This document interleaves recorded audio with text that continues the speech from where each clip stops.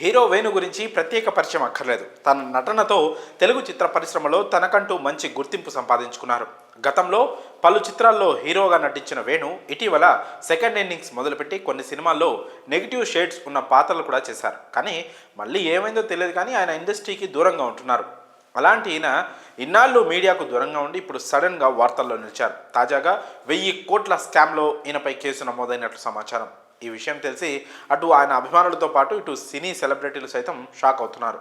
అసలు ఏం జరిగిందంటే, ప్రముఖ నటుడు వేణు తొట్టెంపూడి ప్రోగ్రెసివ్ కన్స్ట్రక్షన్స్ సంస్థ నిర్వాహకురాలు హేమలత భాస్కర్రావు శ్రీవాణి ఎండి పాతూరి ప్రవీణ్పై హైదరాబాద్ సిసిఎస్ పోలీసులు మంగళవారం కేసు నమోదు చేసినట్టు తెలుస్తోంది.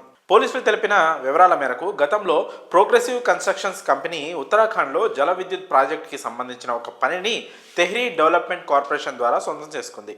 బంజారాహిల్స్లోని Ritvik projects Swathi construction sub కాంట్రాక్టర్కి తీసుకున్నాయి.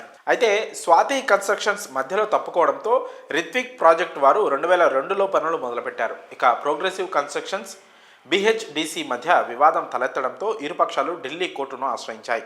అటు పనులకు సంబంధించి 1,10,25,25,00,000 డిహెచ్డిసి ఖాతాలో జమయ్యాయి.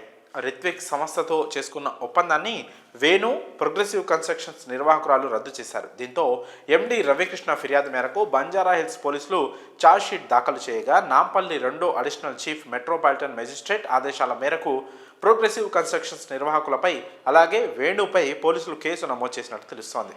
మరి ఈ విషయంలో మీ అభిప్రాయాన్ని కామెంట్స్ రూపంలో తెలియజేయండి.